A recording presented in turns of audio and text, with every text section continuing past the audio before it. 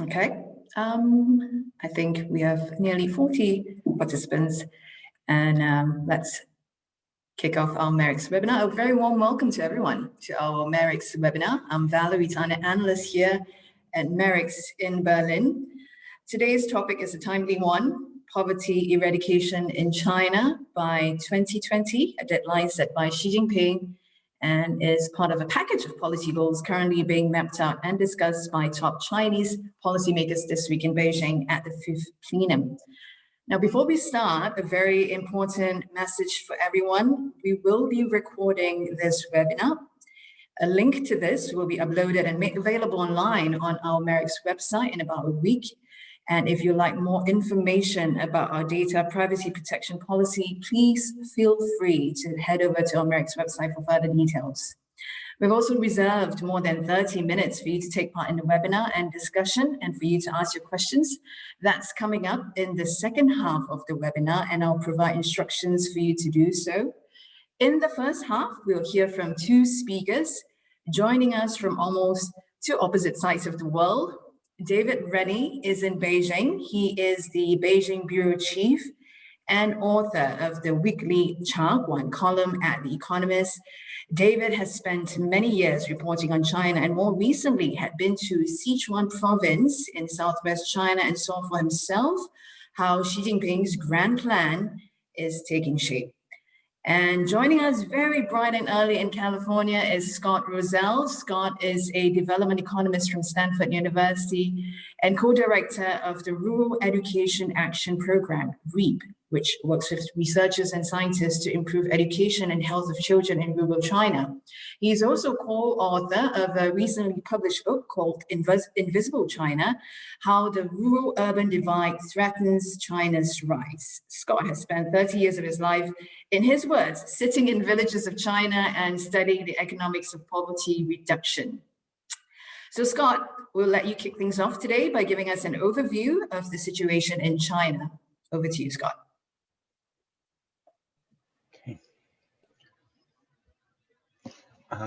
Good morning. Thank you, Valerie.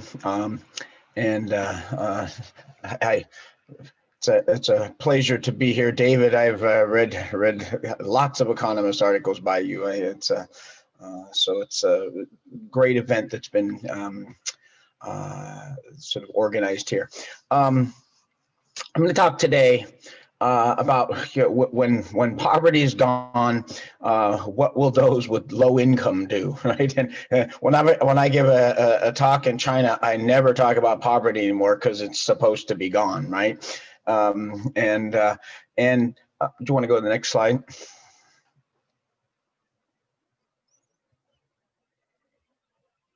Okay. And so, poverty today refers to its rural issue, right? After decades of economic growth, yeah, there's a little bit of urban poverty. It's actually rural people living in urban areas is the biggest part of urban poverty. But there's no discussion over the dramatic progress in reducing poverty over the last 3 decades. World Bank, right? 850 million people have been lifted out of poverty. I went to China the first time in 1981, and at that time, 88% of people were in poverty, according to the World Bank. $2 a day, $1.90 a day. According to the World Bank, by 2015, it was 0.7%, right? And so that basically it was eliminated by 2015. That's according to World Bank numbers. Next slide. As of the end of 2018, of course, China has its own a poverty line. It's about $1 a day, so it's half of that World Bank number, 23,000 yuan per year. But in 2018, there were 16 million people that translated into about 1.7 of the population. I mean, almost, I would round that to zero already, but Xi Jinping wanted to get it to zero, and that's where it's going to be at the end of this year. I have absolutely no doubt that it'll be zero at the end of 2020. And that's because this poverty rate basically includes three types of people, right? One, disabled; two, those elderly that don't have kids; and three, there's some very remote minority tribes. And the last group is very important to focus on. But the other last two, I mean, how do you solve them? You basically give bags of cash away. It's called welfare, right? And, over the last 40 years, I always say, to get rid of poverty, China has done a remarkable job.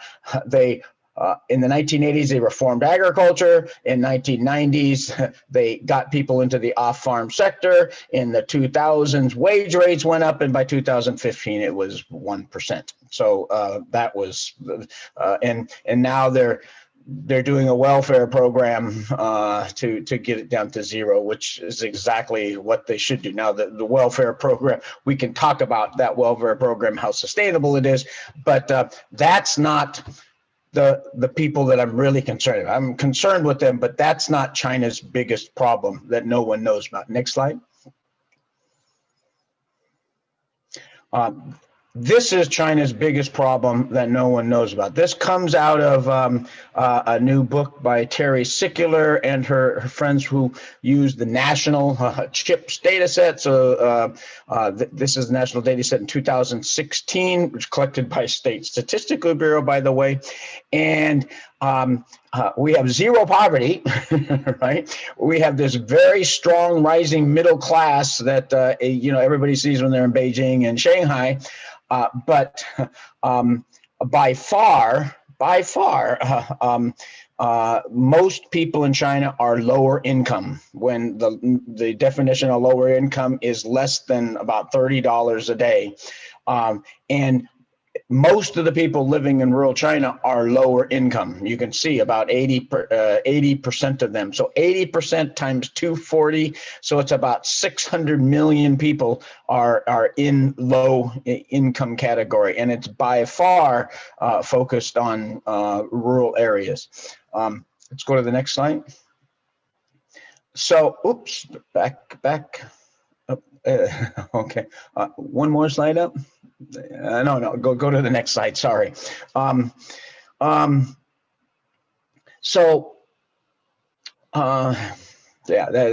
is I've had my slides redone for me, and so I'm trying to get my thinking straight.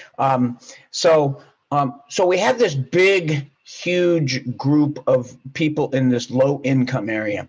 The question is, as China moves from middle income to high income, and that's the direction they want to go, as they try to do that, what's going to happen to this big group of low income people? Are they going to continue to move up as they have during the past 30 years, 40 years? The problem, of course, is when a country moves from middle income to high income, wages rise. Wages has been rising between 2000 and 2015. Wages for this low income group have actually been rising faster than professional group. Okay, and but the problem is as those wages rise, what's happened in the economy? You see enormous automation. You see global supply chains shifting businesses out of China. China's trying to keep that from happening by keeping supply chains in China with automation. And you suddenly get this shifting labor force that as wages go up and as skills go up, that say, can this part of the labor force participate productively in this economy? And if it doesn't, what happens is you get this polarization, okay, that you get the rising professional class and you get this low income class that starts to sink. If that happens, there's high unemployment, high crime, social unrest. We've seen this happen around the middle income world. Do you want to go to the next slide, please? So I think that this is the biggest problem that China is facing. And I think that this is this low income problem. There may be some future poverty in there too, because there's a large share of those rural people in that low income group that don't have the skills to learn how to learn. They aren't going to be able to take advantage of China's new economic activities. In fact, they will likely find their income stagnating or falling over time. How far they fall depends on whether the poverty rate expands or not, but are they going to be stuck in this low income group? Last slide. So what's wrong is it's all to do with China's rural children, youth, young adults, working age rural individuals. Basically, I have a couple slides they got removed here, but I often will show people according to the 2015 census. And so this is this 1.3 billion person survey that they take. China has the lowest level of education in the entire middle income world. China's number one. They have the lowest share of its whole labor force that's ever been to high school. Okay, and so here we go. You saw the huge low income group. Almost no one has the skills that you learn how to learn that are going to be able to shift up there. You had rising wages for 15 years. Firms have displaced those workers with automation, and supply chains are moving out of China. COVID-19 is going to make this even worse. And we've already actually seen the bifurcation, the polarization happen. And if you look at national statistics, what you're going to see is two things: is professional jobs are continuing to grow, but what you see that the fastest growing segment of the Chinese labor force is the informal service sector economy. So these are the Tanfan Jingji. These are the informal workers that actually Li Keqiang talked about being worried about. He said 600 million. You see, that's exactly what we're looking at. So today, manufacturing jobs are falling, construction jobs are falling. No one's going to go back to farming. Everyone's going to be dumped into this informal service sector. And we're already starting to see wages fall in this informal service sector. Inequality goes up. China, I think, is headed for a real challenge of how they deal with that as they try to move up this next level. The last slide. And so I'm going to leave my comments right there. I certainly appreciate that. I'm looking forward to comments, and what I really do is want to interact with you, the audience, and hear your comments and about this whole movement. Thank you very much. Thank you, Scott, for concising your entire book, 3,000 over pages of it, into a 15-minute presentation.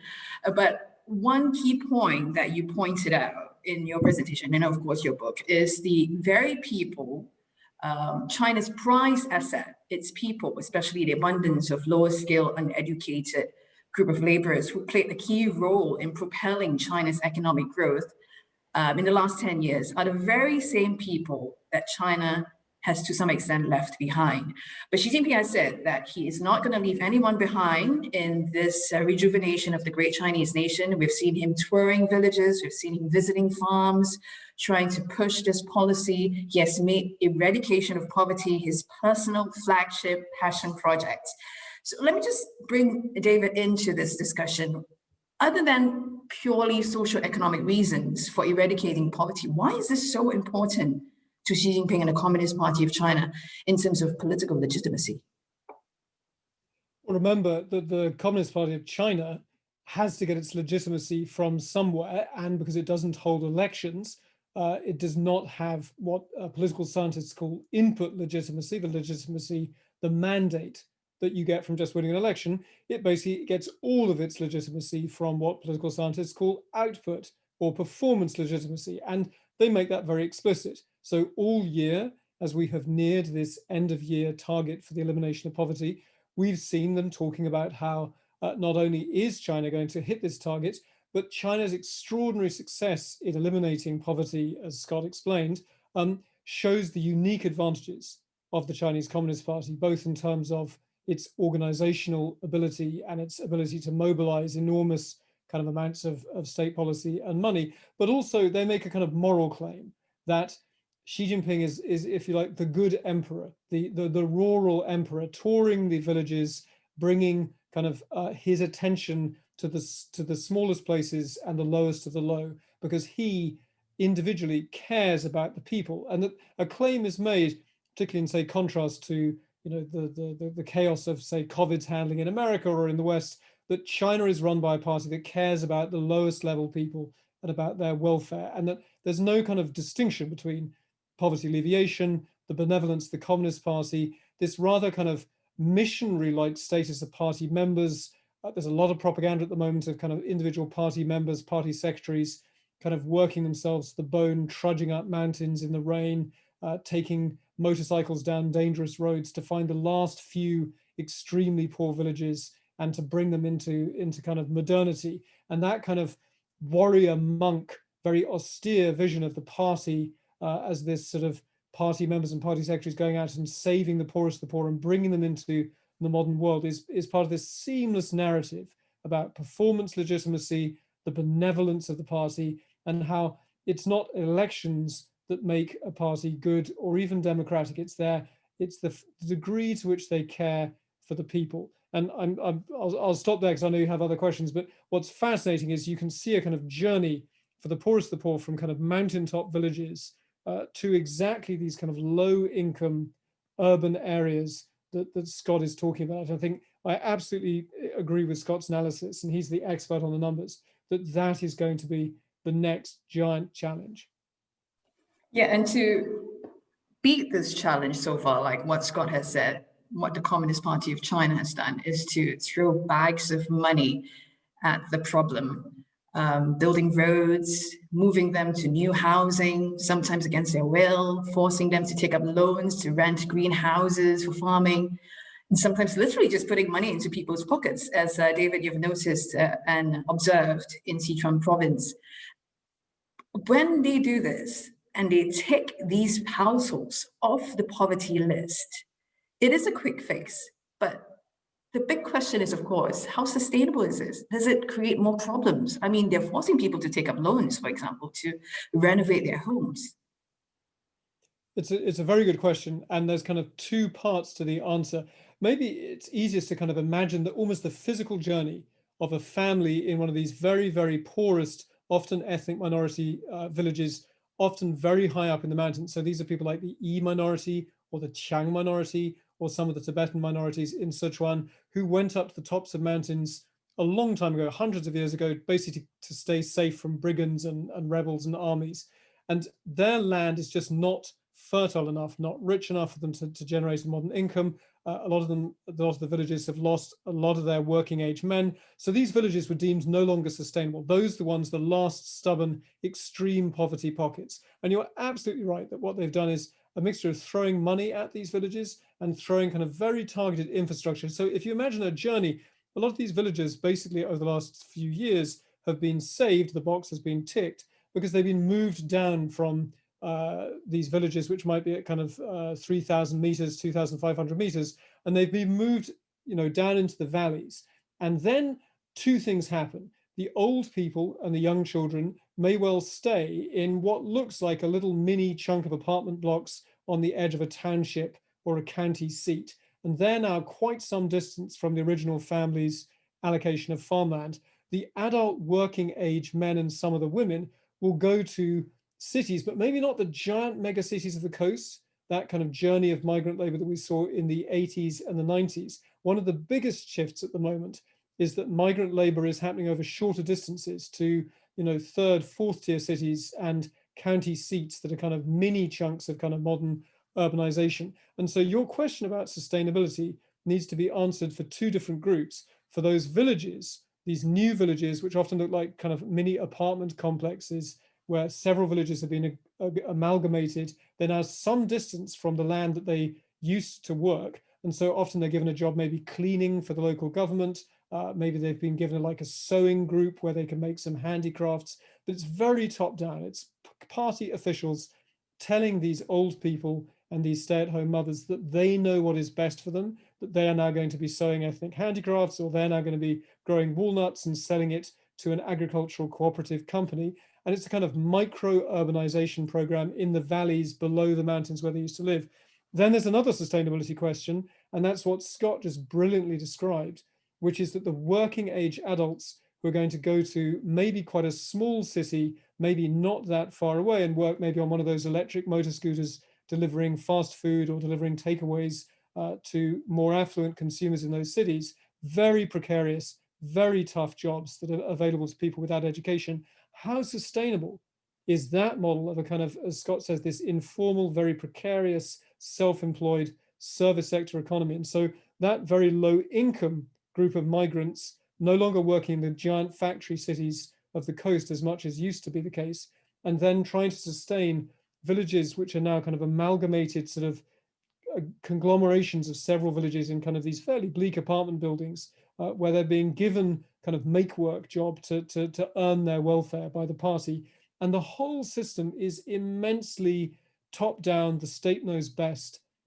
And I think one of the most striking things sort of finally on this is it's such a move away from that insight that Scott talked about, where Deng Xiaoping basically allowed the farmers to grow their own crops, allowed people to move to cities and choose to become factory workers. It's now very much the party knows what's best.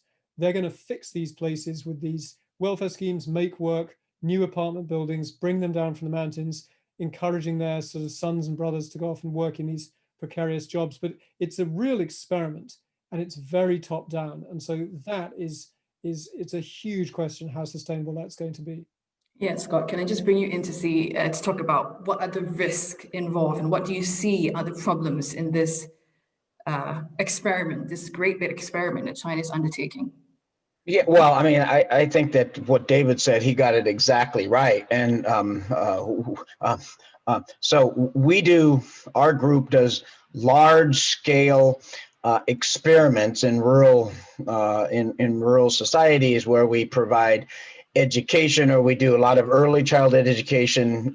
We'll do experiments, right? And we love these little new apartment complexes on on the edges of villages, right? Because people either forced move there. There's lots of volunteer moving there too, and there's lots of kids and lots of babies and lots of elderly. Okay, and so for right now, supplying services to that section of the population has actually become easier. That's one of the reasons they do it, right? It's top down.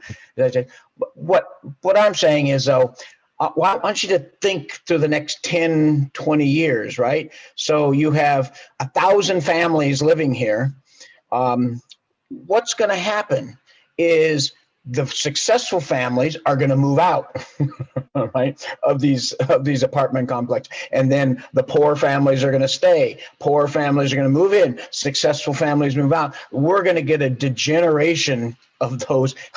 Think of the public housing system in the United States. I think that's exactly what you should expect to see in those over the next 20 years. So I think that's a problem. The number two problem is that I think it's really understudied. David's has seen it and it described it is these workers, they can't go to Shenzhen or Beijing anymore and get a job. It's hard to go and live there. Number two, there's no jobs there. Okay, and so the jobs are being built in these local county seats, prefectural seats.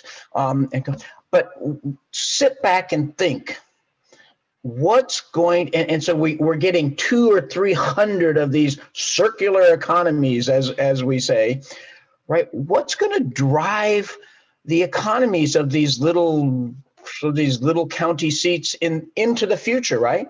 There's going to be no manufacturing there. There's going to be no, I mean, construction sooner or later, I mean, that's what's driving it now, is this temporary construction being built by above. It's going to be services, right? And what drives services? Well, incomes rising drives services. But who's in these areas? I just showed you, right? The people who are populating these new county urban fourth and fifth tier urban districts are low income people. You know, they're scrambling to get a job. Low income people don't demand services. They supply services. They don't demand services. So we're going to have really low demand for services, no manufacturing, no construction. And, you know, farming is limited by land. And they're getting rid of that land there, right? I think that you're going to see a lot of stagnation over the long run in these little remote economies. Now, it'd be great to get 5G, 6G, 7G technology into these. Everybody can do like me and David and you, where we work from home. The problem is most of those people don't know math. They don't know Chinese. They don't know science, and they don't even know how to use computers. And so how does those 600 million people function in this economy? I think we have a really a danger of stagnation in these areas. And so I think that's the that's the long run sustainability problems, both in these small little villages that are being built, and then in these local economies. Yeah, and the other danger is, of course, once this goal of eradication poverty is set, our efforts at further reforms, for example, going to stall, for example. I mean, if you talk about, say, once the target is set and China is already declaring this fight against poverty a victory, it gives people the impression, or at least the top Chinese leadership, the impression that China has succeeded.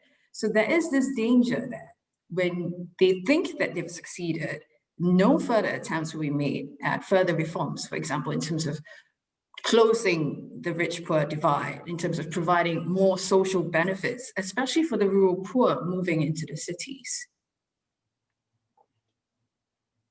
Can I jump in and talk about that and talk about land, which is such an important issue? And I think one of the complications of trying to analyze a policy which overall is clearly doing something that needs to be done, as you say, alleviating this terrible poverty. One of the problems when you're trying to analyze the Communist Party's actions is that we don't always understand their incentives as they are felt on their side. And so, yes, they're doing something wonderful, which is lifting very poor people above a sort of artificial poverty line. But the incentives, and I think you hint at this with the idea that, you know, what happens when they've ticked that box, moved everyone across this artificial line, will they lose interest? Well, there's some other incentive problems too, and land is part of that. So basically, a lot of the funding for these relocations of these very poor villages from, say, the top of a mountain down to a new apartment in the valley floor comes from the fact that if you had a house up in the top of the mountain or up on a slope, that house is going to be demolished, and the farmland under that former village is now going to be freed up and added to the provinces or the prefecture's stock of registered farmland. And remember that China is very, very short of good farmland. So every single local government in China is under tremendous pressure not to allow its total stock of farmland to be diminished. So if they're going to be building apartment blocks in the valley floor, and Scott is absolutely right that the fear should be that these are going to end up like the sort of the apartment complexes, the public housing complexes that the West was building in the 60s and 70s, and look what happened to them. But the land taken up on the valley floor has to be replaced by new farmland, and that's the land that used to be under the village halfway up the mountain. And whenever government officials in local government in China get the chance to change the status of land and it becomes more valuable, they have tremendous incentives to do that, because there may be corruption involved. Even if there isn't corruption involved, it's how you get promoted is to show that you have developed, converted the use of farmland, made useful land. You've worked with a development company to build an agricultural cooperative, which maybe is now farming what used to be 200 or 300 different families' plots of lands and generating more revenue. And so as an official, you get promoted to the next level up because you're generating growth, your GDP growth numbers look good, your stock of land has gone up because you've knocked down a village and replaced it with farmland.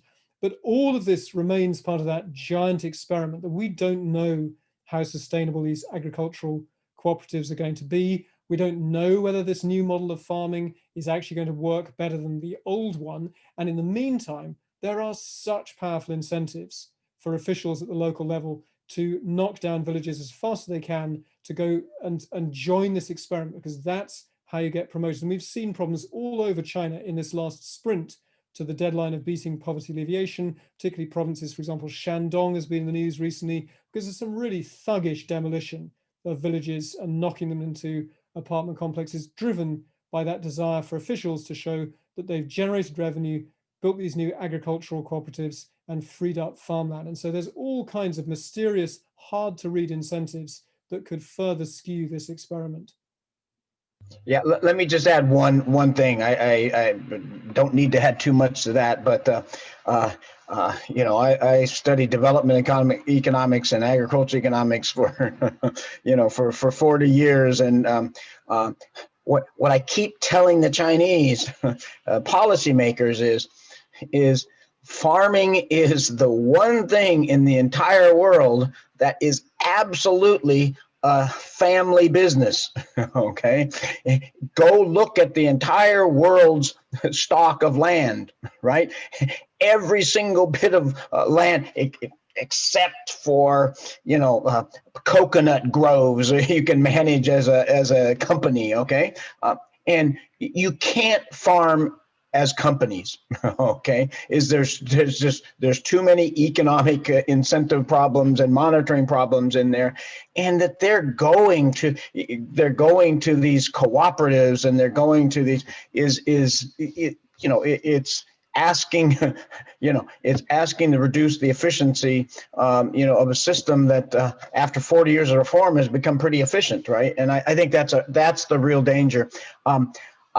In the other response I want to make, Valerie, is what's going to happen next.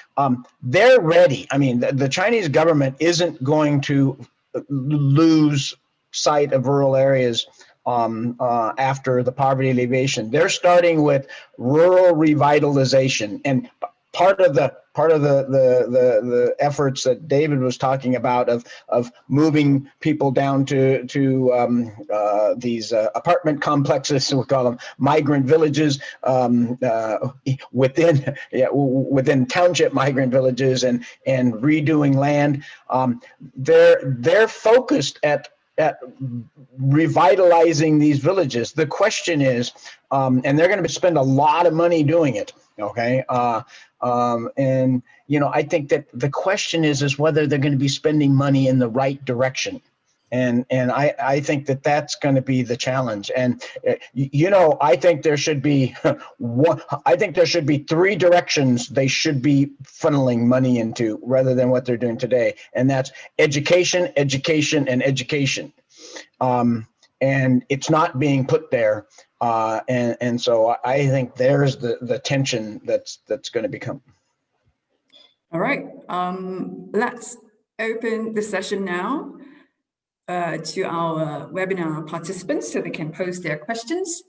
There are two ways for you to pose your questions to our guest speakers. You can type the question in the Q&A feature at the bottom of your Zoom window, and I'll read them out and share them with our panelists. Or you can click on the raise hand function, and I will then send you a prompt and unmute you. I kindly ask you to state your name and your organization before asking your question.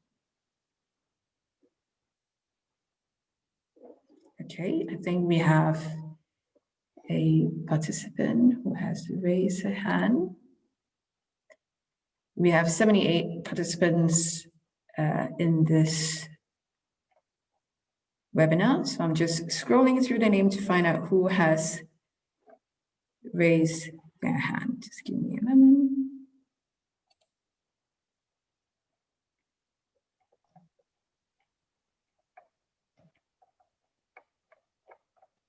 Hello. Yes, please go ahead.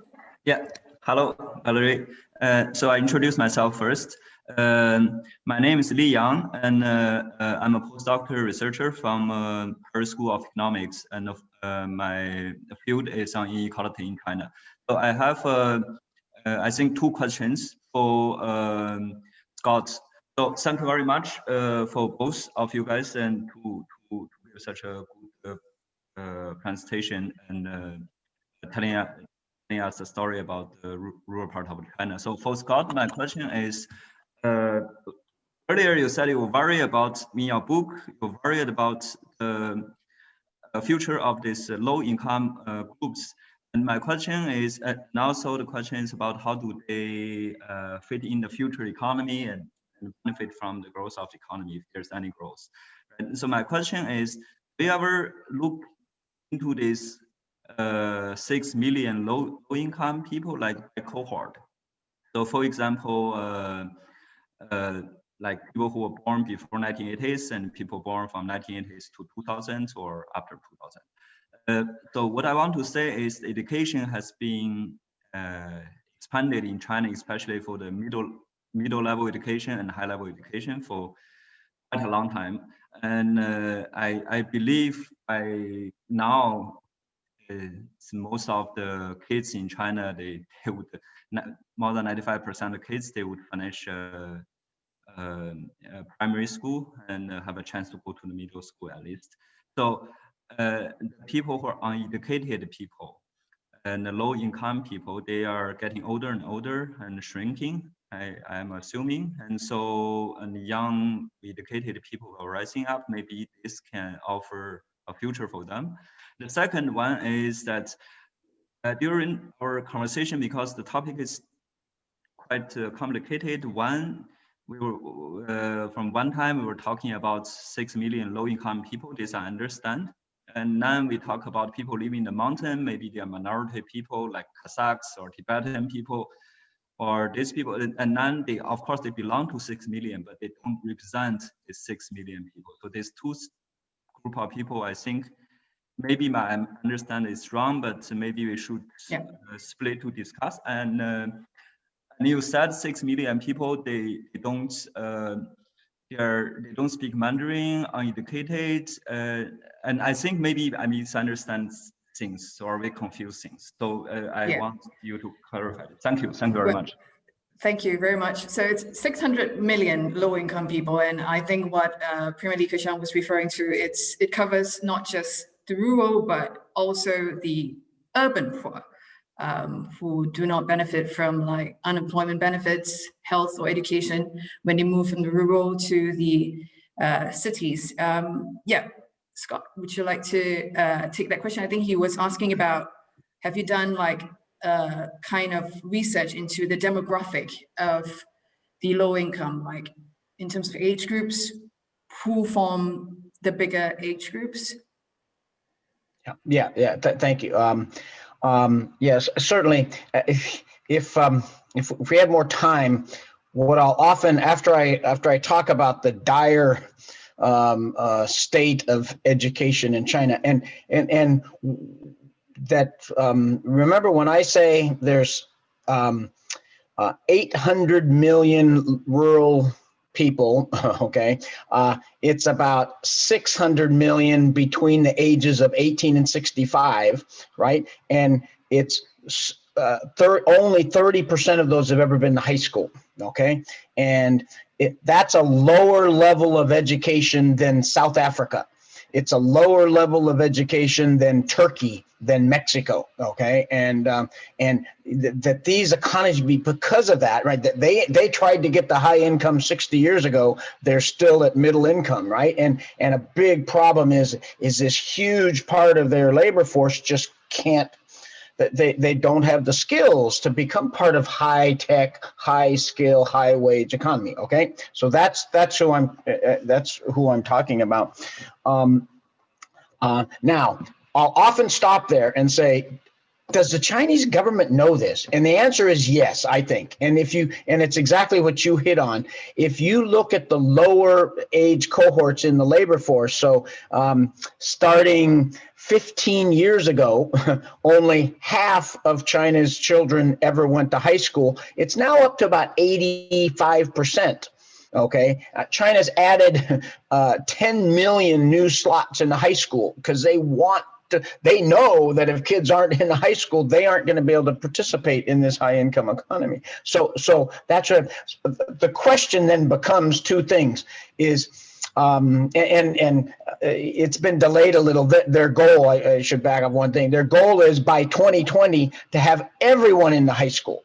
Okay, so I think China knows that this is a big problem. I always say that there's two issues out there still. First of all, if they continue for the next 45 years, everyone will have gone to high school. They'll look like South Korea, right? But can you sustain for 45 more years? Because still, it's still a fact, according to their own census, is only 30% have been there. Second is, are the kids who are getting into high school today really learning?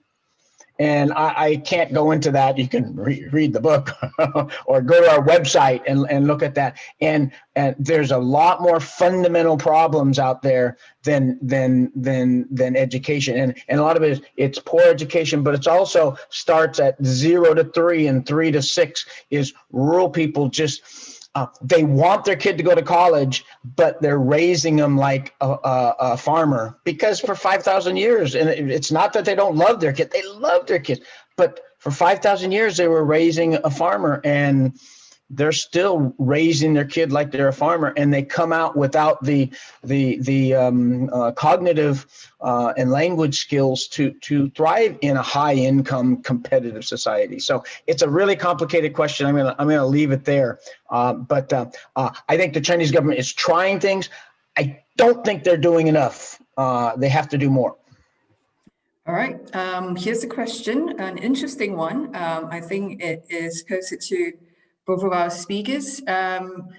We've outlined the new economic reality from China. This question comes from Rafe Markham, and he's asking, now that we've seen the new economic reality in China, we have one part of the society which is rising, richer. In fact, the number of billionaires actually increased by over a third during this COVID crisis. But the poor got poorer in China. Do you see any potential for new class conflicts? And given this state of affairs, will it further undermine the ruling legitimacy of the current regime? I think David can take, if David, you want to answer that, at least start. Yeah, and just very briefly to pick up the question about who, you've got the 600 million, 800 million low-income Chinese. Who are the people we were talking about on the mountaintops? Those are the final kind of 5 or 6 million who are still classified as extremely poor, and who by the end of the year have to be moved over the line out of absolute poverty. So they're about a tenth of that whole low-income group, and they would often be now, because we're near the end of this process, the last very, very poor places tend to be at the top of the mountain, often minority areas, to answer that question. It's a really good point about how politically and socially sustainable this low income vision that Scott has been outlining is. We've discussed the economic sustainability, but how socially sustainable is it? And I think one of the things that we've learned about deindustrialization in the West is that things get really ugly socially and politically when people lose their optimism. The fundamental question that people ask in the West, at election time is, do you think your kids are going to be better off than you were? And we've seen in that kind of post-World War II kind of process in the West, as Western economies went through the kind of post-war booms in many cases, as long as people feel their kids are going to have a better life than them, and that the general direction of travel is positive, that buys you a lot of social peace and consent, even with quite serious levels of inequality, such as we've seen in places like the States compared to, say, Western Europe, with those European welfare systems. Where it goes wrong, and that explains a lot of the kind of ugly populist politics in the rich world, is when people consistently start to feel that life is going to get worse and that their kids are not going to have the same opportunities, that's when you start to get into very serious social problems. So here on the ground in China, generally, I think the Communist Party enjoys quite a lot of basic trust in terms of the leadership of the national leadership of the Communist Party. People are basically willing to give them the benefit of the doubt that they know what they're doing, and that generally, over the last sort of living memory of anyone in middle age, life has basically got much, much better. And so, an awful lot of Chinese have seen, better food, more money, better housing, a city where there used to be no city. So generally the direction of travel has been positive. Where could that start to go wrong? Well, Scott is very focused and has been doing all this fantastic work for decades about the idea that the youngest kids are not yet being trained up for this new higher income economy. And that's an unbelievably important task. And they matter a lot. There's some other demographics that I think people are worrying about a lot. Remember those big coastal cities, the Shenzhens, the Dongguangs, where you had these enormous factories employing migrant workers. Those migrant workers are getting old. The average age of a long distance migrant worker is now sort of around 50. It's going up every year. A lot of them do not have good pensions. They've been paying bits of money into the social security pots of the cities on the coast where they've spent the last 20, 30 years working. But when they retire back to the countryside, they don't get to collect the welfare payments from Shenzhen or Dongguan. If you move back to Anhui or back to Sichuan, you don't get to collect a lot of the money that you put into the pot during your working life. A lot of companies turn out to have been cheating their workers. They have not been paying the correct contributions. So people have discovered they don't really have a pension. There's a huge number of very small, essentially unreported labor disputes, hundreds, if not thousands every year, often involving older workers who've just discovered that they're basically going to be thrown on the trash heap. If anyone's been to China and seen those great coastal cities and the amazing high-speed rail lines and the gleaming skyscrapers, the people who broke their backs building that China are reaching retirement age, and many of them are about to be thrown on the scrap heap. Now, old people tend not to start revolutions. They tend not to start riots or crime waves, but there's going to be a lot of kind of stored up trouble, social trouble, that the party has to add to its to-do list, as well as focusing on the youngest that Scott has done so much good work with over the last 30 years. Scott, do you want to add to that?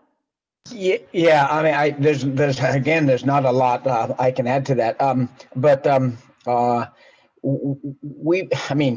It's exactly what he said, right? There's Marty White. He's now a retired professor from Harvard, has done tremendous long-term work on inequality and asking people at the bottom of the spectrum, the low-income sectors, are you happy, right? And basically what people keep telling him is, I'm so much better off than my mother was, right? I'm so much better off than we were 15 years ago. And that's been true over the past 15 years. Last 30 years. I think over the last 5 years, we start to see those trends that have emerged in other economies, right? For 15 years, from 2000 to 2015, the unskilled wage rate actually outperformed GDP. Okay, and so it was the boom time of these unskilled workers that David was talking about that are down in these factories and everything. Made in 2025, right? They're automating at an incredible rate. Companies are moving out, right? Now we put COVID-19 and the world recession on top of it. You're going to see what you've seen in the last 5 years. It's not just the COVID recession either. Is a decline in those wages, and I don't see any way out, because there's only one place that a young worker or a laid off factory worker or a laid off construction worker can go, and that you dump them into this informal service sector. That's going to put so much pressure on the wages. It's basically going to go down. And so I think that we're seeing this pressure now. How do we stop it? I mean, you have to think of a huge social problem is exactly what David was saying. I mean, there's no social security, there's no unemployment, and there's no catastrophic health coverage is also a problem in there. People have basic health coverage, which is a great, but those big events in their life, people in rural areas aren't covered at all. And I think that as these things start to scrap on it, you're going to see more and more pressures, and people are suddenly going to say, I don't think my future is very rosy. And that's when people then start to make tough decisions. Do you want to go inside the system or outside the system? And there's where the social problems start. Right. Let's take another question. Lauren Johnston is interested to ask the panelists about China's more recent data-driven poverty alleviation efforts. She's asking what works well among those efforts and what doesn't. For example, we're seeing reports by Alibaba's founder, Jack Ma. His platforms are offering live marketing opportunities. I mean, we can think of farmers who live stream their lives on TikTok, for example. How are such efforts helping them, if at all? And is it just a last mile media hype?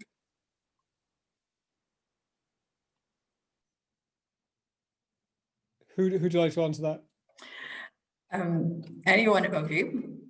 Maybe David? Go ahead, David. I have one thing to say. Not very. I can do it. I mean, the problem with farmers becoming stars as they live stream their kind of bamboo rats or their fruit is there's 800 million people, as Scott says, on low incomes, and you can't have 800 million people becoming star live streamers. So it helps. More practically, you're seeing top-down government schemes in poor places to say, try and encourage people to grow, a speciality. So they'll say this county is now a walnut county, or this county is going to be famous for its healthy mushrooms. And we're going to set up an Alibaba tech portal, and the county can promote its kind of clean mountain mushrooms and hopefully get some contracts in the big city. The truth is, to date, when I was, say, in this very poor bit of Sichuan right up in the mountains, they did show us this whole setup of a market with live streaming, and they've been growing these special buckwheat tea and apples and stuff. When you asked who was buying them, they said, oh, it's mostly government ministries and state-owned enterprises in richer coastal areas which are buying this because the government is telling them to. So it's the opposite again and again of that Deng Xiaoping vision of letting people kind of do what they think they need to do. And a final thing is, the word to keep remembering here is the Communist Party is obsessed with maintaining control as it lifts people from poverty. And the single biggest thing, and we could, it's another whole question, but the single biggest thing that you could arguably do is lift some of these internal migration restrictions, the internal passport system, the household registration, hukou, where basically you can't just choose to go and move to a big city on the coast and try and make a new life there because you don't have the right internal passport. You have a rural passport. Until the party is willing to give up that control, it's hard to see how these kind of their offer is, no, don't move to the big city, we won't let you, but we'll build you a little city nearby and you can get these service sector jobs. But I think Scott is absolutely right that it is an untested proposition that those jobs will be economically or socially sustainable. Yeah, I always think of it. There must be scores of stories of the poor German boy from a very poor family who, becomes a soccer star and earns millions and millions of dollars, right? And of course, what happens is every other poor boy in his neighborhood tries to become the same soccer star, right? And they become good football players, but they don't. Yeah, there can be only so many TikTok stars, right? Exactly.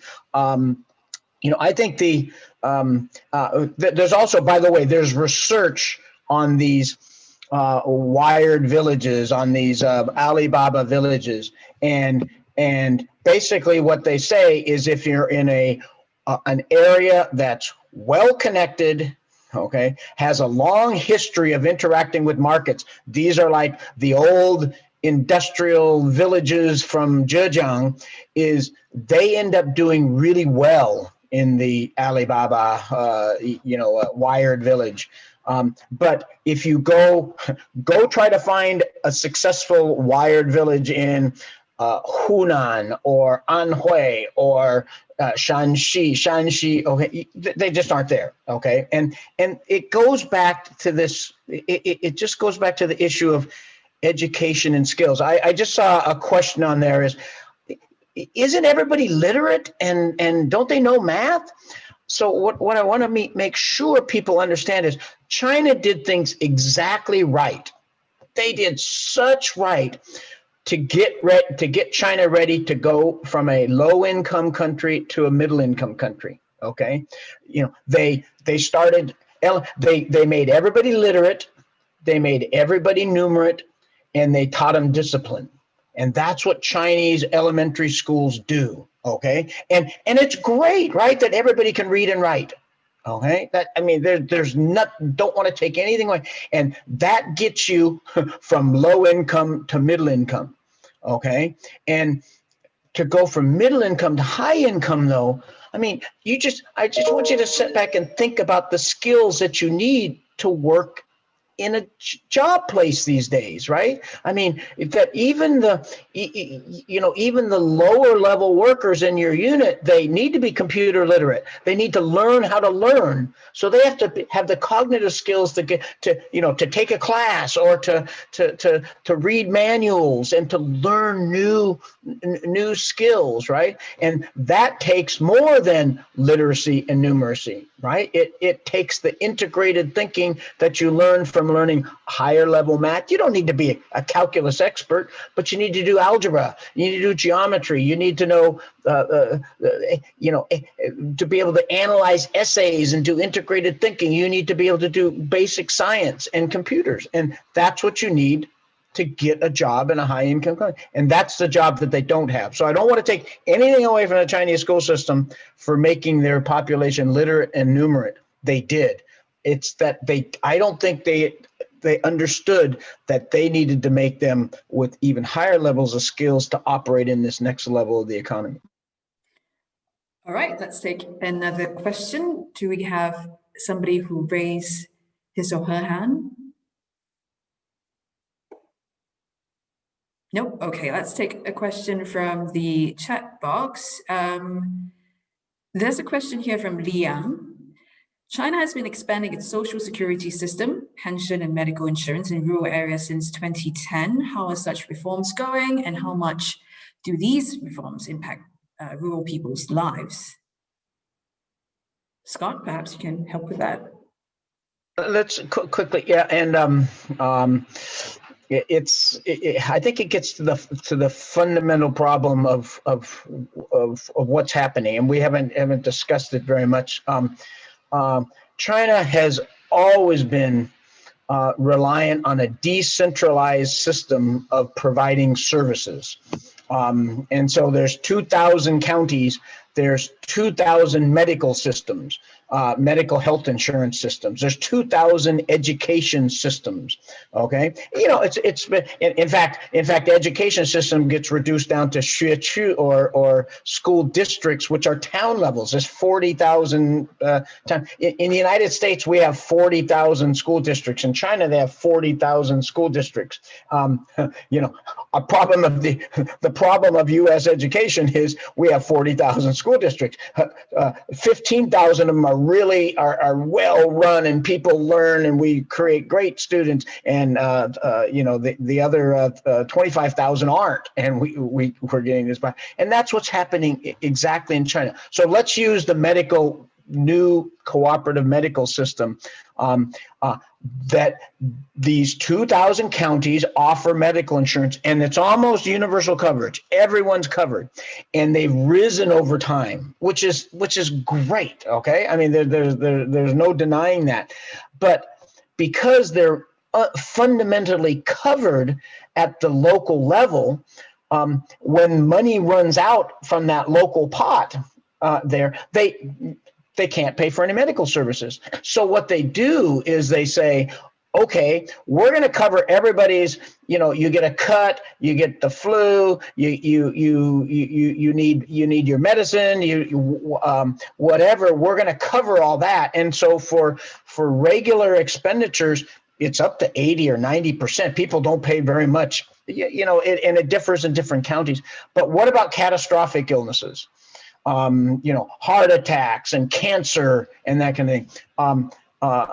Families still have to deal with that, and it's usually payment in advance, right? And of course, families are worried about that. So what do, right? They save for catastrophic illness. They save for retirement. There are no retirement. In this book by Terry Sickler that I quoted earlier, she looks at pension receipts from urban residents versus rural residents. On average, this is in 2016, on average, the average urban pensioner gets 3,600 yuan a month. On average, the average rural pensioner gets 60 yuan a month. 60 or 3,600, right? And that's because it's funded at the local level. The local governments just can't fund it. And I could go on and on, but I think that this is where the national government, they shouldn't be in there starting walnut groves up in these villages, right? That's for villagers to do, right? They should be putting together these social service programs and funding them from the top, right? So I'll leave it at there. We can talk about it more later. Okay, let's take a question from our participants. Matthew Hart.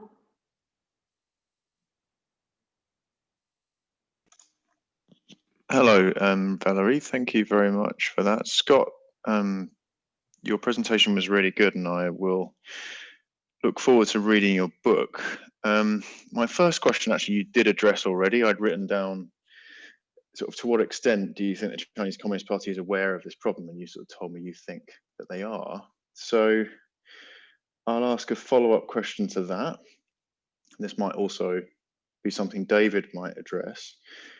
Scott, you talked about comparator countries like South Africa or Mexico and the problems now socially that they face where they've hit this middle income trap. So my question is, in comparison to countries like those, what capacity does China have within its governance system to absorb these kinds of social problems?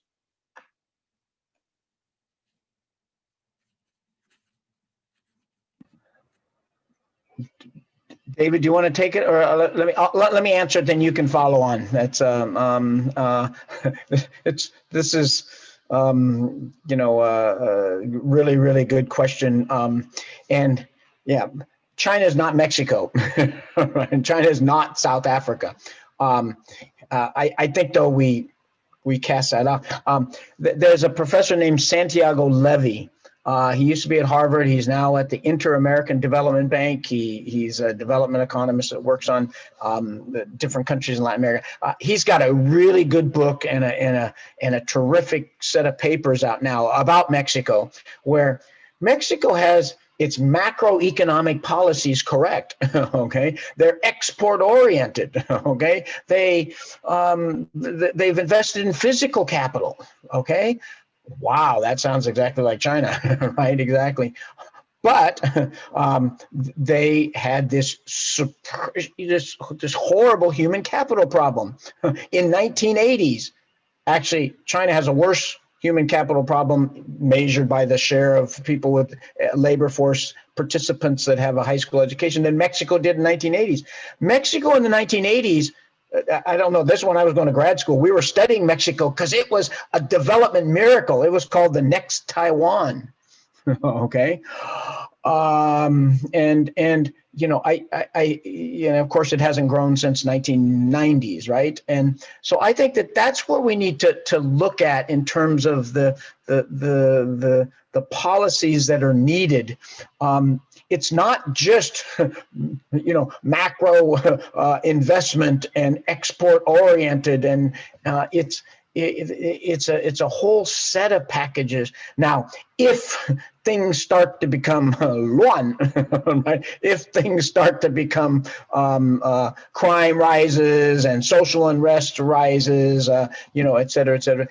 China probably is in a better better condition than Mexico to clamp the lid on it, at least for a while, right? That people are going to make. It's going to be a tough decision to leave the system and go into outside the system to try to function, and then because there's a strong communist party. But I think then that ends up with a vicious circle downward, right? Is you clamp down, you put resources there. It ignites this downward vicious cycle. So I think it's a hard thing to try to figure out. So that's the hardest question that's been asked today. I'm sure David can help a little. Yeah, I mean, listen, one of the things that's important to recognize is that, China is not to blame for the fact that it used to be very, very poor, and so is now at a kind of middle income level, facing these hard questions about how to rise. As Scott said, they got a lot of stuff right after the collapse of kind of state planning and the end of the Mao era.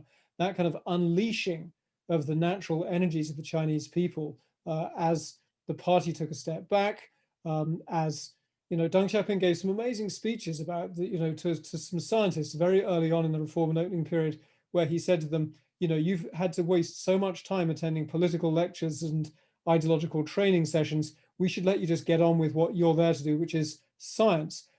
One of the things that I think is so kind of troubling is that it's not that China lacks smart, educated officials who understand that it's a real problem. For instance, that, to look at medical care, there are good city hospitals, but you go down to the rural levels, to township and certainly to village level, they're full of people called doctors, but the vast majority of them don't even have bachelor's degrees. They're basically kind of medical orderlies in white coats. The system is perfectly smart enough and has competent enough officials to create a better healthcare system by spending money on it.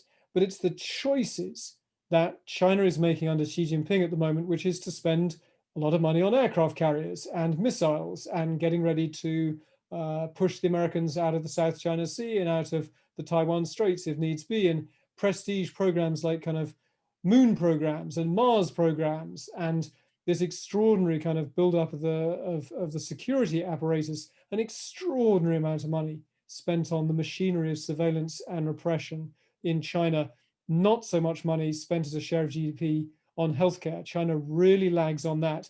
And on those choices in terms of, as Scott says, more and more people going into high schools, although a lot of them are at vocational high schools. About half of all kids are put into vocational high schools rather than academic high schools by this exam they take at the end of middle school, the Zhongkao, which basically decides which way you go. Those vocational high schools are really not very good. But the problem is that so many of the lessons that drove that gigantic growth of the last 40 years, the political lessons, seem to be being deliberately kind of ignored by political choices to go to more oppression, more control, more ideological content into education. Professors at universities now spending much more time studying Xi Jinping thought, being quizzed about their ideological correctness, whether they say the wrong thing in the classroom. There's a general sense that this is not the way you get from middle income to high income. If you talk to liberal academics, people who want to kind of carry on that reform and opening journey of empowering the Chinese people to lift themselves out of poverty. So that's an answer to your very good question about the quality of governance. It's not the quality of governance that worries me so much as the deliberate choices to impose ideological controls and to devote way more time to ideological political thought work and to establishing the absolute authority of the Communist Party than just unleashing the natural spirits of the Chinese people. And that strikes me as potentially a really dangerous path to take. We have a question here from Marlene Wood, and the question is, Professor Philip Alston, United Nations Special Rapporteur on Extreme Poverty and Human Rights, made a country visit to China in 2016.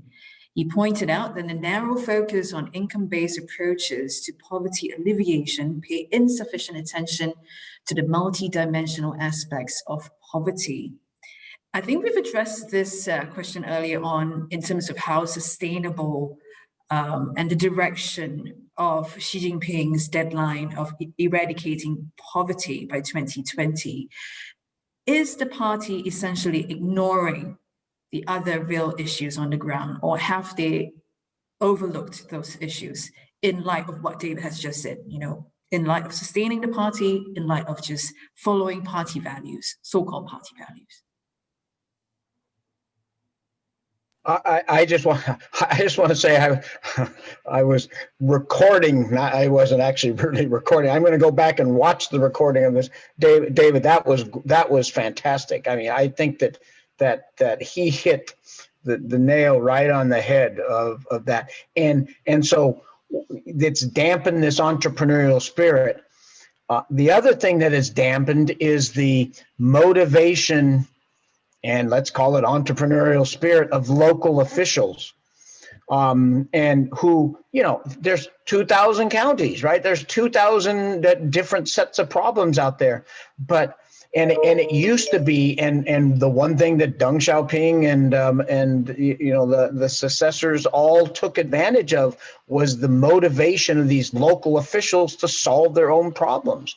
Right. And you boy, I mean, today, there's two things that are hurting that. One is there's so many sort of directions and orders coming down from above. People are so busy going to Deng Xiaoping, going to Xi Jinping thought things and filling out forms and that they don't have time to do a lot. And the other thing is they're worried. That they fear for themselves, that it's much better to listen and do, what you're told to do, rather than go down and take initiative and solve local problems with local characteristics. So it's I think that's had this twofold effect, and that's going to undermine the sustainability of these programs in the long run in many different places.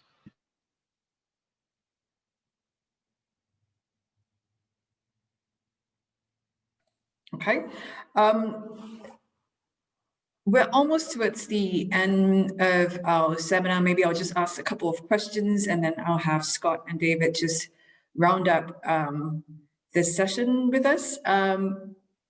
One question that I think we've kind of addressed, but not addressed in full, is how COVID-19 has exacerbated the situation for the poor. I mean, from China's point of view, they're already hailing this policy a victory by saying that, the goal will be met, the deadline will be met, poverty will be totally eradicated by the end of 2020. But on the ground, the data is more grim.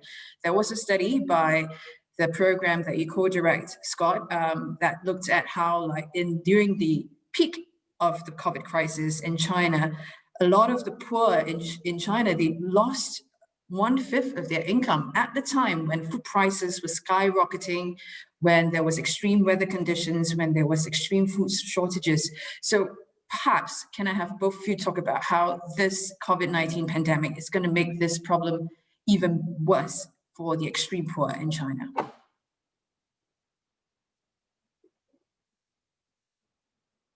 Do you want to start, David?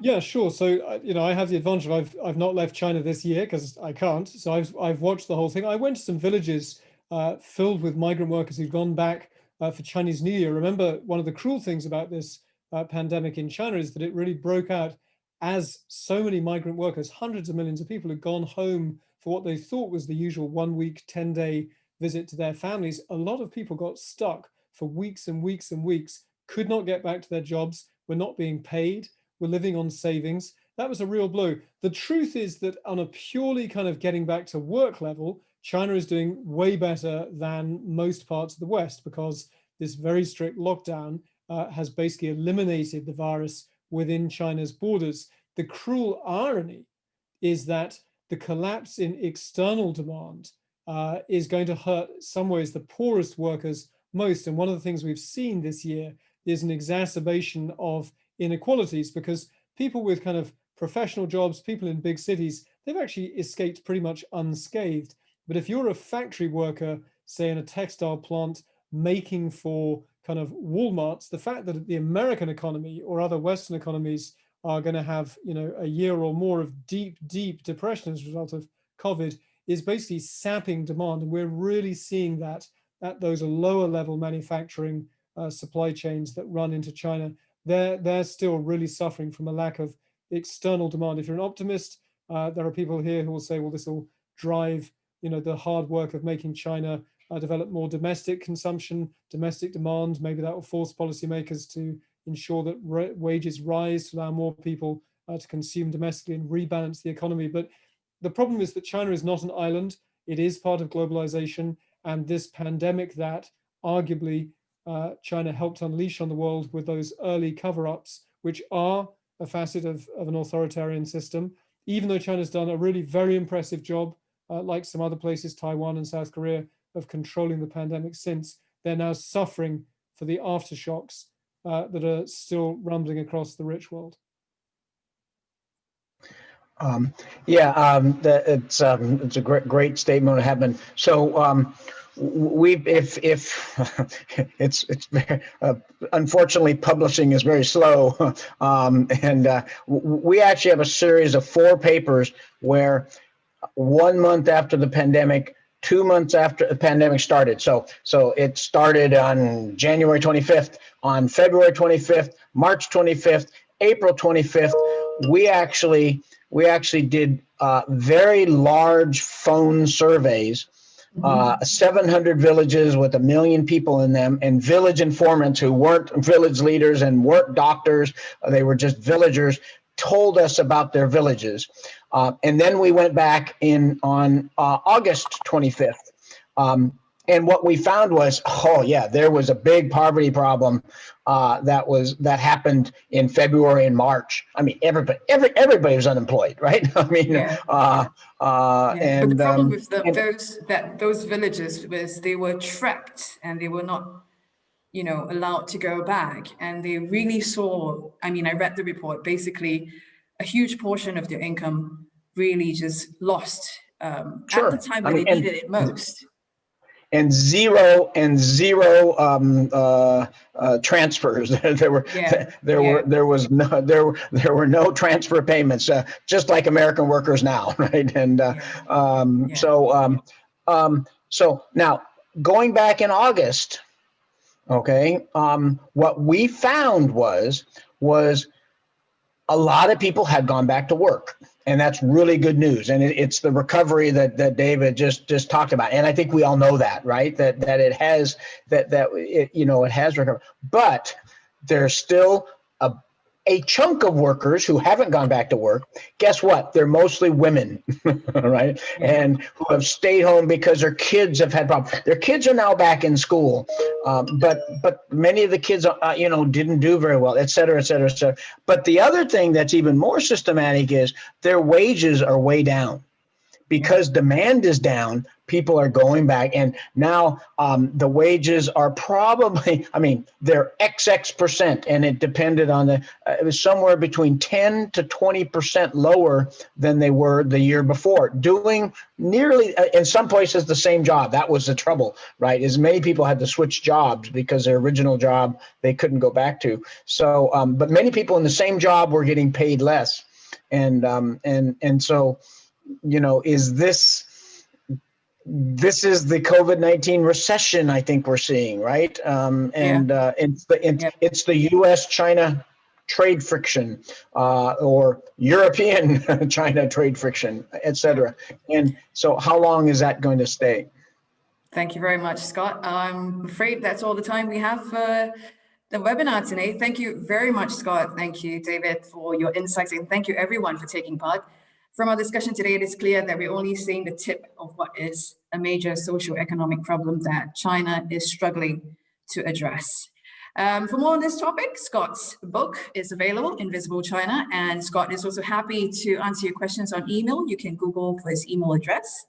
And MERICS will be releasing our analysis of China's 5th plenum next week, so make sure you join our mailing list and subscribe to our bi-monthly newsletter which provides you with our latest research and studies of the most important social and political issues in China. And our next webinar will be on the 5-year plan, probably sometime in the middle of November. Thank you, everyone. Take care, and I look forward to seeing you next time.